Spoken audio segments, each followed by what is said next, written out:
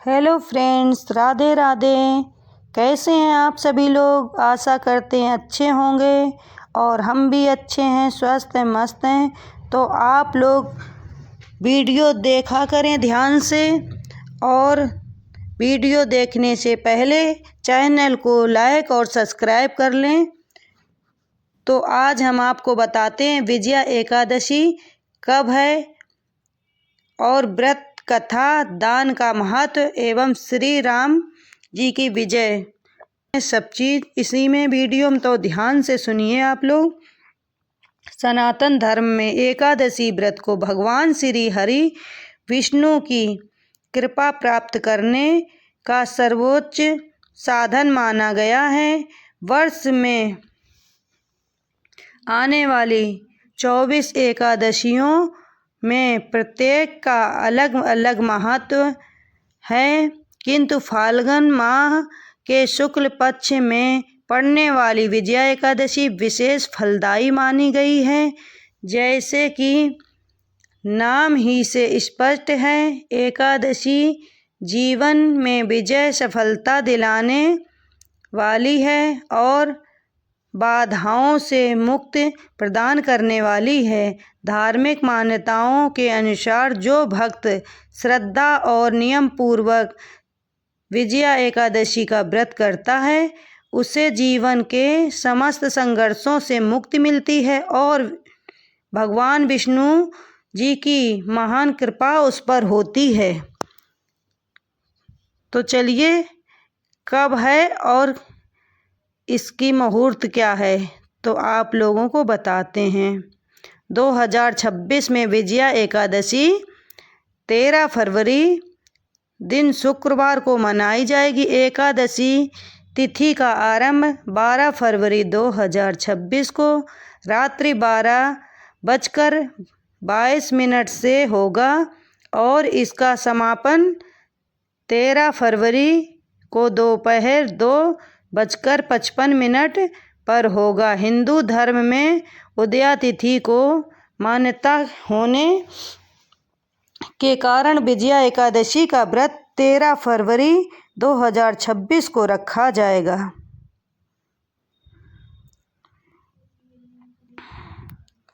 व्रत पारण अगले दिन 14 फरवरी 2026 को प्रातः 7:23 से 9:30 बजे के मध्य किया जाएगा।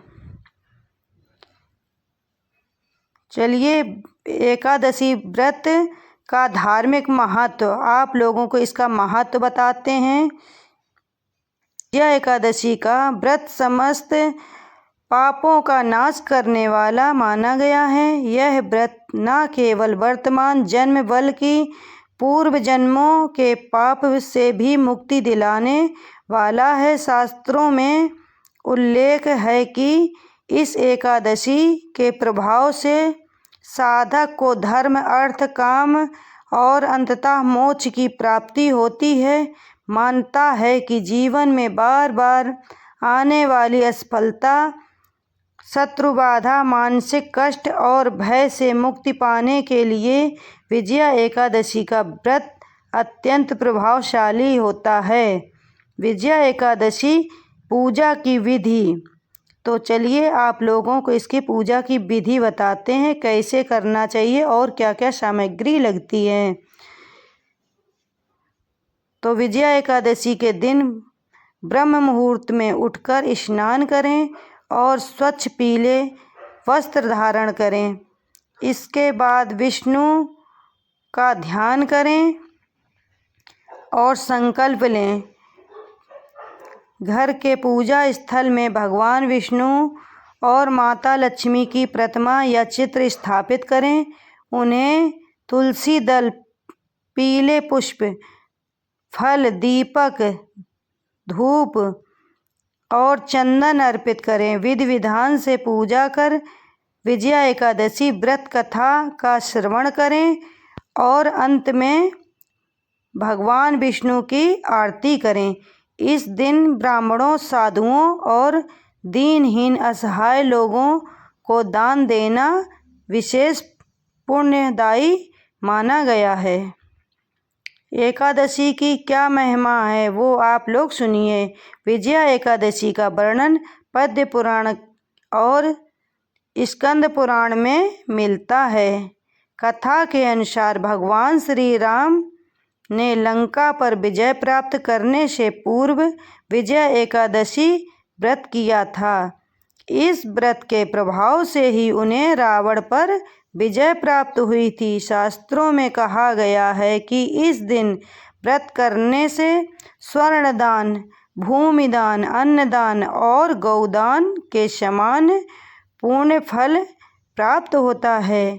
साथ ही यह व्रत वाजपेय यज्ञ समान पुण्य प्राप्त होता है।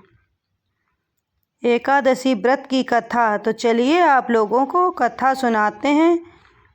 मान्यता के अनुसार त्रेता युग में जब भगवान श्री राम माता सीता की मुक्ति के लिए लंका पर विजय प्राप्त करने हेतु समुद्र तट पर पहुँचे, तब उनके समक्ष अथाह सागर एक बड़ी बाधा बनकर खड़ा था। वानर सेना सहित समुद्र पर करना असंभव प्रतीत हो रहा था। तब श्री राम ने समाधान हेतु महर्षि से मार्गदर्शन प्राप्त किया। महर्षि ने बताया, फाल्गुन कृष्ण पक्ष की विजया एकादशी अत्यंत फलदायी है। यदि श्रद्धा और विधि पूर्वक इस व्रत का पालन किया जाए तो सभी बाधाएं दूर हो कर विजय का मार्ग प्रशस्त होता है। ऋषि के वचनों को स्वीकार कर भगवान श्री राम ने एकादशी का उपवास रखा, भगवान विष्णु की पूजा अर्चना की और पूर्ण श्रद्धा से व्रत संपन्न किया। व्रत के प्रभाव से लंका जाने का मार्ग सुलभ हुआ। नल और नील द्वारा सेतु निर्माण संभव हुआ और अंततः धर्म की अधर्म पर विजय हुई। इस पूर्ण प्रभाव से श्री राम ने रावण का वध कर सत्य और धर्म की स्थापना की। विजया एकादशी व्रत के नियम, चलिए इस व्रत के नियम और आप सुने ध्यान से। इस दिन बुराई ना करें, छल ना करें, कपट ना करें, क्रोध और द्वेष से दूर रहें, इन सब चीज़ों से।